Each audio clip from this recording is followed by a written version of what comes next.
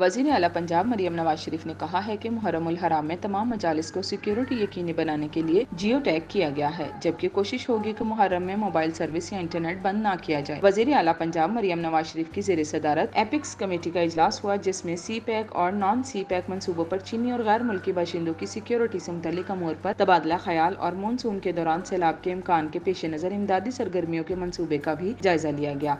Epics committee के इजलास में नजरसानी शुदा नेशनल एक्शन प्लान के मुताबिक सिक्योरिटी सूरत हाल और कौमी सलामती के इकदाम का जायजा और मुमकिन सैलाब से निमटने के लिए हुकूमत पंजाब के पेश किए इकदाम पर ब्रीफिंग दी गई। इजलास में मानसून के दौरान सैलाब के इम्कान के पेश नज़र इमदादी सरगर्मियों के मंसूबे का भी जायजा लिया गया।